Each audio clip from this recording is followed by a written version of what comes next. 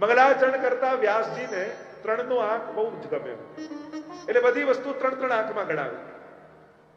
કોની કથા તમે સાંભળવા જઈ રહ્યા છો એનો સંકેત વ્યાસજીએ મંગલાચરણમાં જ કરી દીધો. એ ભગવાન કેવું છે, સ્વરૂપ, સામર્થ્ય અને સ્વભાવ ત્રણેયનો પરિચય કરાવે અને છેલ્લે નામ આપ્યું કે આ કોણ છે જે આ સ્વરૂપને, આ સામર્થ્યને અને આ સ્વભાવને ધારણ કરીને આ કથામાં બિરાજમાન છે. પરમાત્માનો પરિચય વ્યાસજી આપણને કરાવે છે. સચ્ચિદાનંદ રૂપાય. કેવા છે પરમાત્મા? એનું સ્વરૂપ કેવું છે? સત, ચિત અને આનંદ રૂપાય, સ્વરૂપ વાળા. સતરૂપ, ચિદરૂપ અને આનંદ રૂપ. સતરૂપ એટલે ના સતો વિદ્યતે ભાવો ન ભાવો વિદ્યતે સત. જેનો ક્યાંય અભાવ ન હોય એ જ પરમાત્માનું સત તત્વ છે. પરમાત્માનો ક્યાંય અભાવ નથી. એટલે કે છુપાવીને લીધેલી રોટલી પણ એ જુએ છે અને છુપાઈને કોઈને આપેલી રોટલી પણ એ જુએ છે. એ કણ કણમાં છે. એમને તમને જોવા માટે નાતત્વારાથી દોડવાની, અહીંયા ભાગીને આવવાની જરૂર નથી. તમે જ્યાં છો એ ત્યાં તમને જોઈ રહ્યો છે.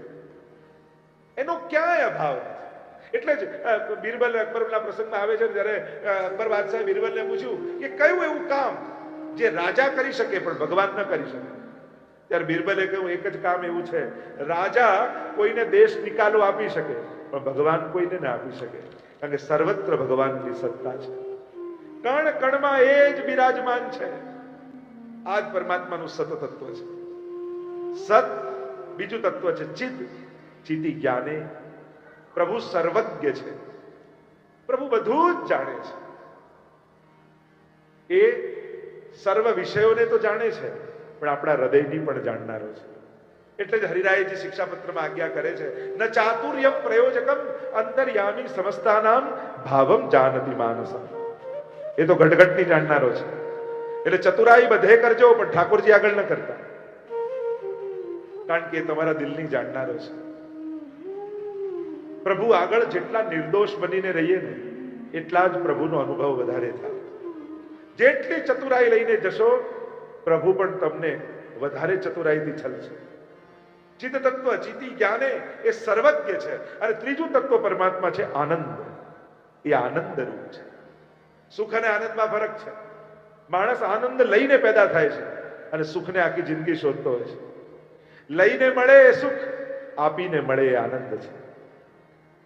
ગ્રહણ કરીને મળે એ સુખ, વાટીને મળે એ આનંદ છે. પરમાત્મા તો આનંદ રૂપ છે. સુખ ક્ષણિક છે, આનંદ શાશ્વત છે.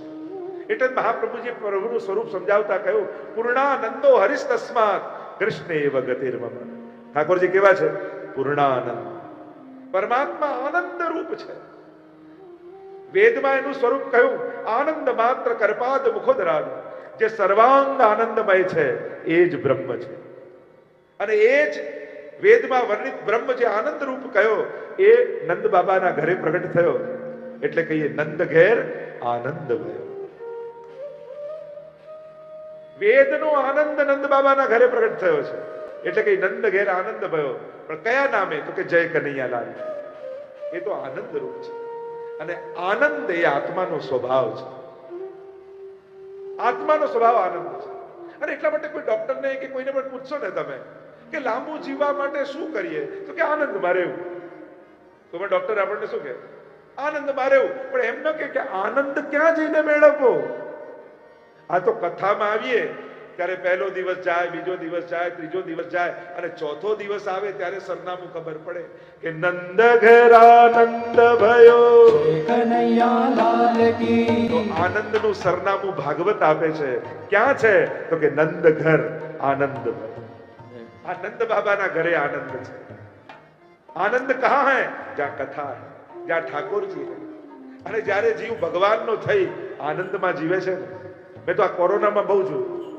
બધાને એટલા બધા ફોન આવે, કોરોના થયો, ક્વોરન્ટાઇન થયા હોય એટલે ફોન આવે, જે આપની કથા સાંભળીએ છીએ તો ઓક્સિજનનું લેવલ વધી જાય છે. મેં કીધું તો સાંભળે રાખો. ઘણાના ફોન આવતા એવા જોશમાં કથા સાંભળીને આનંદમાં આવી જાય કે ઠીક થવા લાગે. આનંદમાં રહેવું. આનંદ છે ક્યાં? આનંદ તો તમારા ઘરે 2x2 નું જે ખાનું છે ને, જેને તમે મંદિર કહો છો, એ જગતનો આનંદ એ ત્યાં લાલનનું રૂપ લઈ મહાપ્રભુજીની કૃપાથી બિરાજમાન છે. આનંદ છે ક્યાં? આ તમારી સન્મુખ જે ગ્રંથ બિરાજમાન છે એના અક્ષરે અક્ષરમાં એ વિશ્વનો આનંદ અક્ષરનું રૂપ ધારણ કરીને બિરાજમાન છે. જે વક્તાને માધ્યમ બનાવી શબ્દ રૂપ બની તમારા કર્ણના માધ્યમથી હૃદયમાં આવીને બિરાજમાન છે. આનંદ તો ત્યાં બિરાજમાન છે. સચ્ચિદાનંદ રૂપ પરમાત્મા છે. ઠાકોરજી આનંદ રૂપ है. અચ્છા, આવું સુંદર રૂપ છે તો કરે છે શું? તો કે આ જે કાર્ય કરે છે એવું કોઈ નથી કરી શકતું. કે આ શું કરે છે? વિશ્વોત્પત્ત્યાદિ હેતવે. વિશ્વની ઉત્પત્તિ, સ્થિતિ અને લય કરે છે. અચ્છા, ઉત્પત્તિ આ કરે છે કે હા, માણસ પણ ઉત્પત્તિ, સ્થિતિ અને લય કરે. તો બંનેમાં ફરક શું? કે માણસ કોઈ વસ્તુનું સર્જન કરે ને તો એને એમાં મોહ થઈ જાય. માણસ કોઈ વસ્તુનું પાલન કરે તો એને અહંકાર થઈ જાય. અને માણસ ગુમાવી બેસે તો એને દુઃખ થાય. તો શું પરમાત્માને પણ આવું થાય છે? તો કે ના, એમને તો સર્જનમાં પણ આનંદ, પાલનમાં પણ આનંદ અને લયમાં પણ આનંદ. કઈ રીતે? તો કે નાનકડું બાળક જેમ દરિયા કિનારે રમતું હોય ત્યારે માટીથી ઘર બનાવતું હોય ત્યારે પણ આનંદમાં હોય. ઘર બની જાય ને છીપલાથી રમતું હોય ત્યારે પણ આનંદમાં હોય. અને ઘરે જવાનો સમય થાય ત્યારે કૂદકા મારીને ઘર તોડતું હોય ત્યારે પણ આનંદમાં જ હોય. એને તો આનંદથી આ સર્જન કર્યું છે અને લય કરે છે. માણસના જીવનમાં સંભવ નથી. એક કોઈ વસ્તુને સર્જે ને, એક નાનકડું ડ્રોઈંગ બનાવીને તોય સાઇન કરી અને ઘરમાં એવી જગ્યાએ લગાડીએ કે મહેમાનની પહેલી નજર ત્યાં પડે અને તુરંત ઘર બતાવતા બતાવતા કહ્યું આપણે બનાવ્યું છે.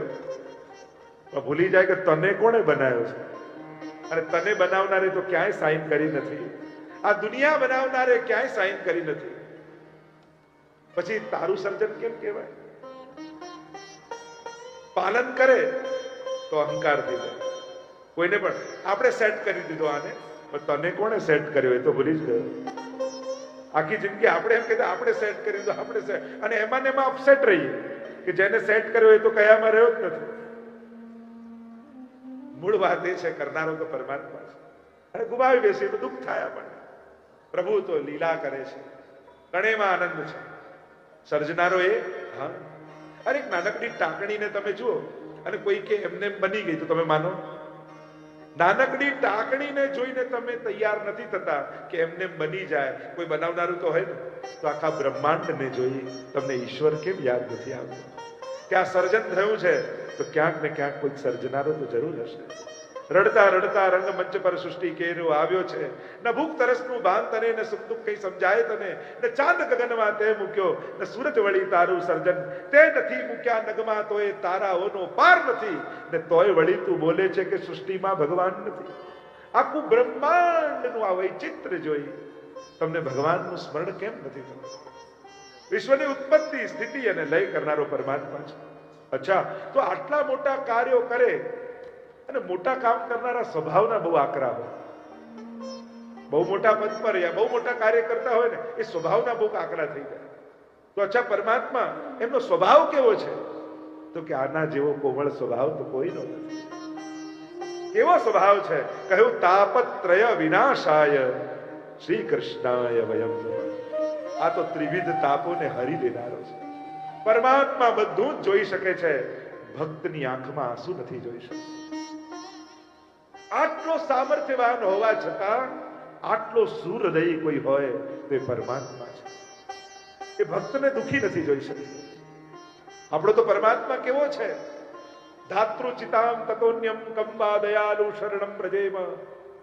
ભાગવતના શ્લોકોમાં કહ્યું તો ખરા, અન્ય પરમાત્માની વ્યાખ્યાઓ જેવી આવી હોય એવી આવી હશે. ભાગવતનો પરમાત્મા અતિશય કરુણામય છે. અને કેવો કરુણામય છે?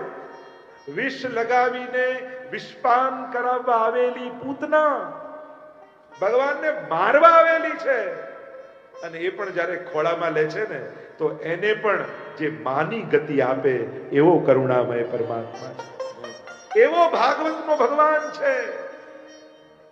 એને ખોળામાં લીધાય છે અને પોતે ખોળામાં બેઠોય છે, પણ બંનેના ઉદ્ધાર કર્યા છે. પૂતના જેવીને ખોળામાં ભગવાન આવી ગયા તો પૂતનાનો ઉદ્ધાર થઈ ગયો, અને હિરણ્યકશિપુ જેવાને પોતાના ખોળામાં લીધો તો એનો ઉદ્ધાર ભગવાને કર્યો. લોકો ફરિયાદ કરતા હોય વૈષ્ણવ, અરે સેવા કરતા મારું મન નથી લાગતું ને મારો ભાવ નથી લાગતો, પછી સેવા કરવાનું ફળ મળે?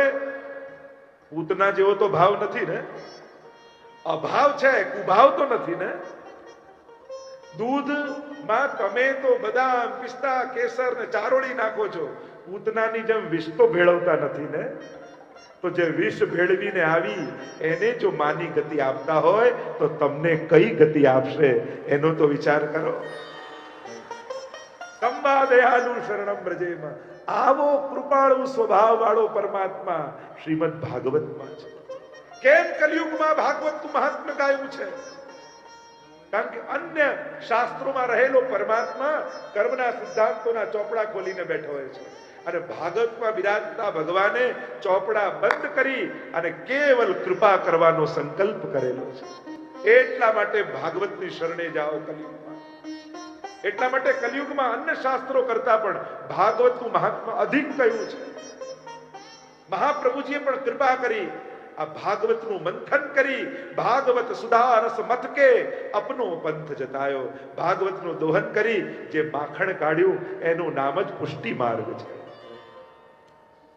કેટલા ભાગ્યશાળી આપણે લોકો છીએ કે કથામાં બેઠા છીએ પણ મહાપ્રભુજીની કંઠી ગળામાં પહેરીને બેઠા છે, ગુરુ રૂપે મહાપ્રભુજીને માથે રાખીને બેઠા છે.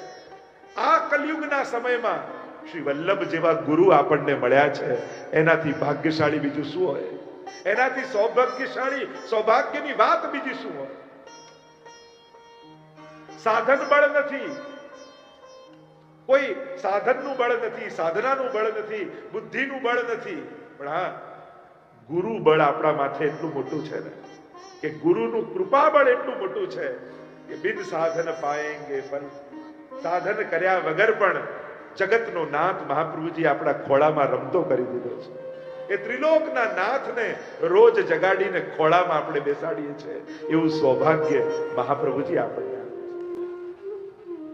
તાપત્રય વિનાશાય. જો શરણાગત થવું હોય, દ્રષ્ટિ દ્વારા આકર્ષણ થાય, હૃદય દ્વારા પ્રેમ બંધાય અને બુદ્ધિથી સામર્થ્યનું દર્શન કરે તો સમર્પણ થાય. ભક્તિ માટે આ ત્રણેય જોઈએ. તો આ ત્રણેય માટે ત્રણ વસ્તુ બતાવી. રૂપાય કહી નેત્રોથી પ્રભુને આકર્ષિત કર્યા કે આ નેત્રો ને પ્રભુના દર્શનની લાલસા જાગે કે આવું રૂપ તો ક્યારેય નથી જોયું. પ્રભુનું સામર્થ્ય બતાવી બુદ્ધિને સમર્પિત કરી દીધી. કારણ કે બુદ્ધિ જયારે પોતાના કરતા અધિક કોઈ સામર્થ્ય વાળાને જુએ ને તો એની શરણાગત થઈ જાય.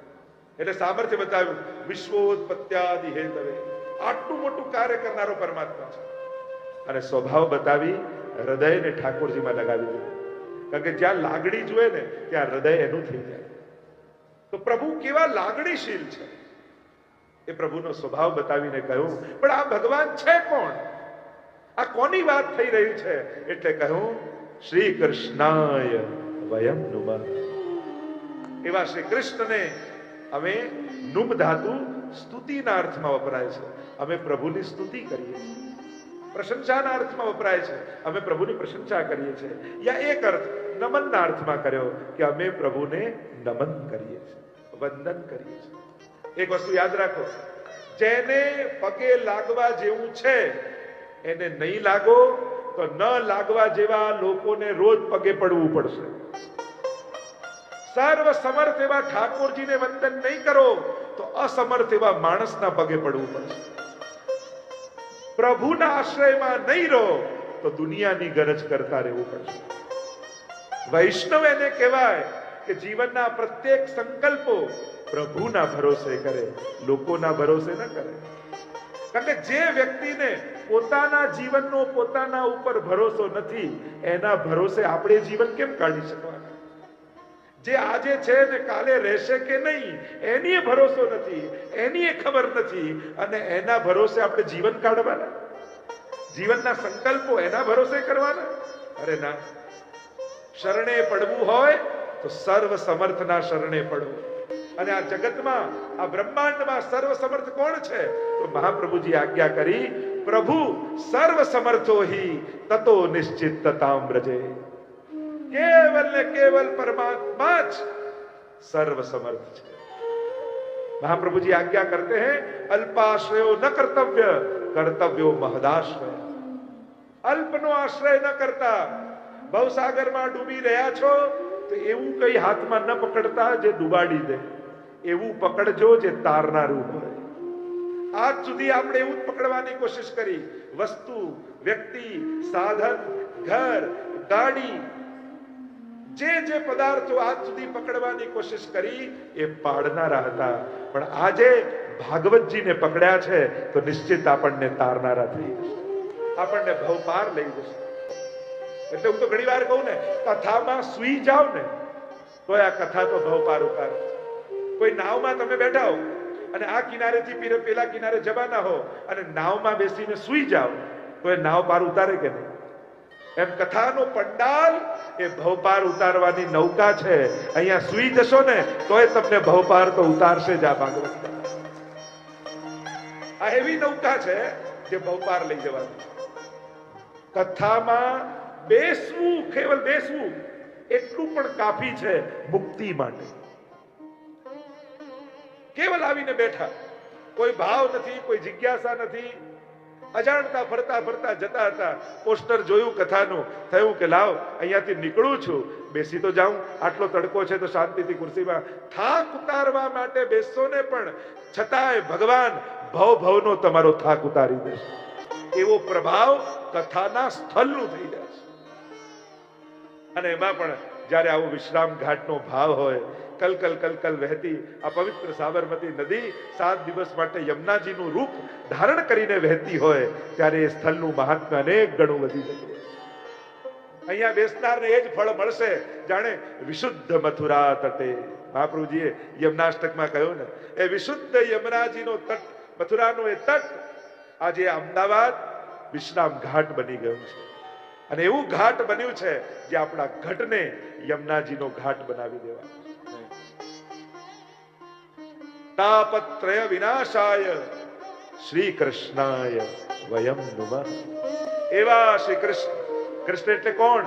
કૃષ્ણ શબ્દનું ડેફિનેશન શું, એની વ્યાખ્યા શું?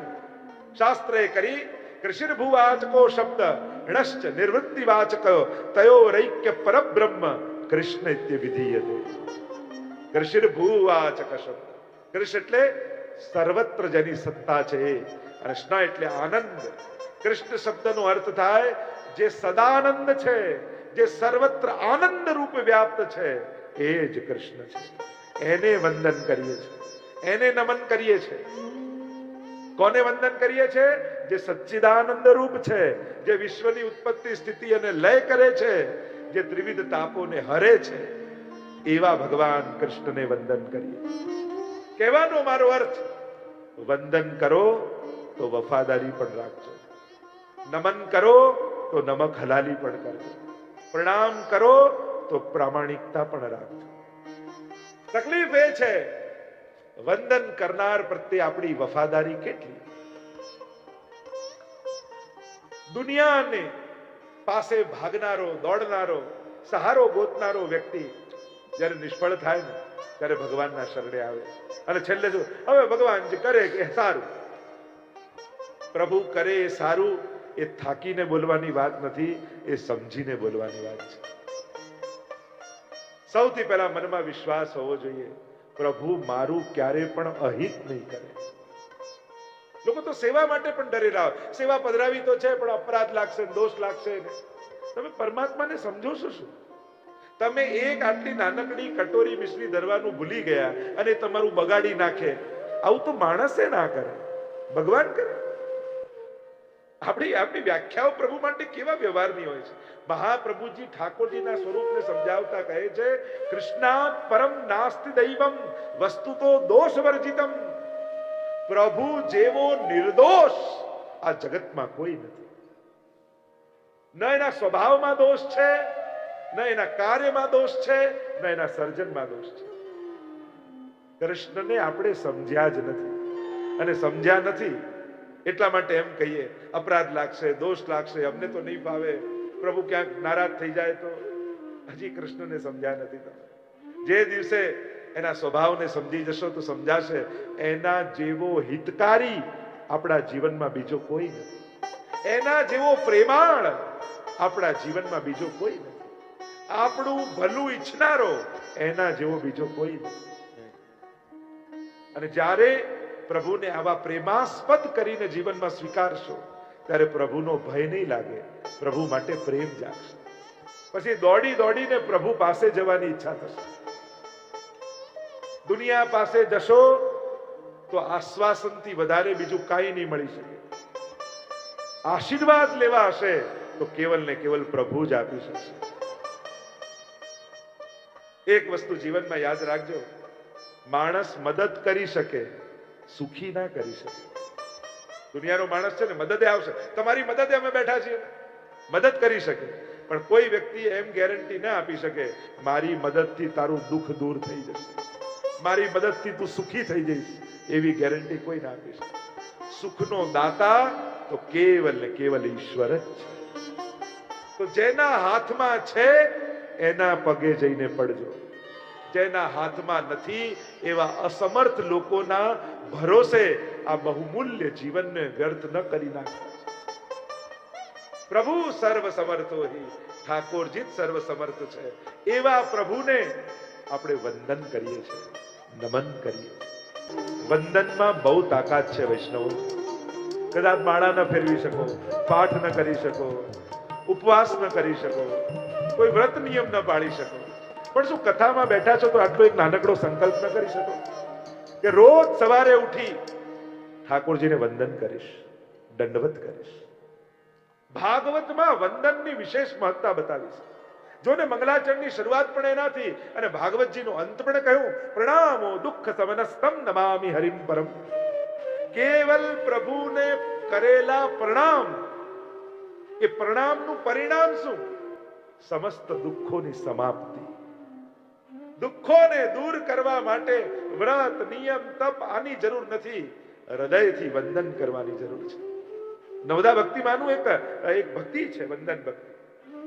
રોજ નિયમ બનાવો, ઓફિસે જતા, સ્કૂલે જતા, કામે જતા, સવારે ઉઠીને ભલે સેવા થઈ ગઈ હોય ને મંદિર બંધ થઈ ગયું હોય આપણા ઘરે, પણ ત્યાં દંડવત કરીને રોજ જઈશ, વંદન કરીને જઈશ. આ વંદનનો ચમત્કાર જોજો. મારે તમને કોઈ બહુ મોટા મોટા નિયમો નથી લેવડાવવા, તમારા જીવનમાં નાના નાના સંકલ્પો સાથે ઠાકોરજીની ભક્તિને ગૂંથી દેવી. કારણ કે ભક્તિને ઇવેન્ટ બનાવીએ છે ને, કોઈ મોટો પ્રસંગ, તો પછી આપણે રાહ જોઈએ કે વર્ષે એક વાર કરીશું, પણ એને જીવનની દિનચર્યા બનાવી દઈએ ને તો રોજ બરોજમાં ઠાકોરજી આપણા જીવન સાથે ગૂંથાઈ જાય. ભક્તિ એ કોઈ ટાઈમ મળે ત્યારે કરવાનો પ્રસંગ નથી, સેવા એ કોઈ સમય મળે ત્યારે કરવાનો પ્રસંગ નથી. એ તો શ્વાસ જેવું છે, એ તો હૃદયના ધબકાર જેવું છે. સેવા એ દવા જેવી નથી કે બીમાર પડીએ ત્યારે કથા અને સેવા, એ દવા જેવું નથી, એ તો ભોજન જેવું છે કે એના વગર તો જીવાય જ નહીં. હૃદયના ધબકાર છે. તમે પાણીમાં ડૂબકી લગાવો ને તો શ્વાસો પણ રોકી દો છો, પણ ધબકાર તો ચાલતા જ રહે છે.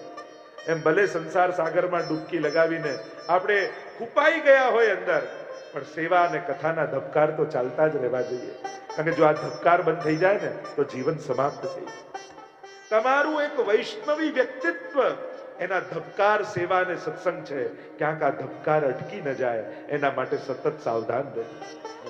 જ્યારે જ્યારે આવા સંજોગો, આવી ક્ષણો, આવા અવસરો મળે ને તો ઝડપી લેજો. હું કથા કરાવું ને ત્યારે સાંભળીશ એવા વિચારમાં રહેશો ને તો વર્ષો નીકળી જશે. અરે કથા મળી છે, ક્યારેક ક્યાંક ઠાકોરજી મારા પર કૃપા કરવા માટે જ કોઈના મનમાં વસ્યા અને મનોરથ કરાવ્યો. મારે આ ક્ષણ ચૂકવું નથી, મારે આ અવસર જવા દેવો નથી. એમ જીવનમાં મળેલો એક સુંદર અવસર માની અને ઝડપી લેજો. સાધના તો વર્ષોની કરીએ એ તો ઠીક છે, પણ મળેલી તકો ઝડપી લો ને તોય તરી જવાય. ઘણીવાર વર્ષોની સાધના ન તારી શકે અને આવેલી ક્ષણો તારી દેતી હોય છે. એટલે ઘણીવાર આપણા સંતો એમ કહે ને કે કથા પંડાલ એ તો ઇમરજન્સી બોર્ડ છે. ડોક્ટર પાસે રોજ કોઈ ચેક કરાવવા આવતું હોય અને એટલામાં સમાચાર આવે ઇમરજન્સી કેસ આવ્યો છે, તો ડોક્ટર શું કરે? રોજ જેને ચેક કરતો હોય એની પાસે જાય કે ઇમરજન્સી કેસ પાસે જાય? ઇમરજન્સી પાસે જાય. તો જે નિત્ય સાધના કરે એ તો ઠાકોરજીના રેગ્યુલર પેશન્ટ છે જ, પણ કથામાં જે બેઠા છે ને એ બધા ઇમરજન્સી પેશન્ટ છે. ઠાકોરજીને થાય કે આમને બહુ ઉતાવળ છે, બધું જ છોડી પહેલા એમની પાસે જઈ આવો. એટલે ઠાકોરજી પોતાનું વૈકુંઠ છોડી અને કથાના પંડાલમાં આવીને 7 દિવસનું કામ કરે. હા, તો પ્રભુએ લગાવેલો કેમ્પ છે અને કેમ્પમાં આવ્યા હોય ને એના માટે ડોક્ટર પહેલો આવે. આ તો કયું સર્વિસ સ્ટેશન છે. મોબાઈલ પણ જેમ બેટરી ડાઉન બહુ વાપરો, બેટરી ડાઉન થાય એટલે ચાર્જિંગમાં મૂકી દો ને, એમ વર્ષે એકવાર પોતાની જાતને કથામાં ચાર્જ કરવા મૂકી જ દેવી. કોઈ ગાડી પણ તમે બહુ જ વાપરો ને સર્વિસ ન કરાવો, અને સર્વિસ ન કરાવે શું થાય? ઘડીએ ઘડી ગરમ થઈ જાય, ચલાવવા માટે ધક્કા મારવા પડે. જૂના સમય તો પાણી નાખવું પડતું, હે ને? ઘણા માણસો એવા નથી પડતા હોતા, વાતે વાતે ગરમ થઈ જાય. 4 ધક્કા મારો પછી ઊભા થઈને કંઈક કામ કરે, એટલે સમજી લેવું કે આને હવે સર્વિસની જરૂર પડી છે. એટલે જ્યાં દ્વારકેશલાલજીની કથાનું પોસ્ટર દેખાય, તમે તો સમજી ગયા, 7 દિવસ મૂકી દેવા. પછી જુઓ, જો તમે આખા ભાગવતમાં જુઓ તો 3 સિનિયર સિટીઝન તમને જોવા મળશે.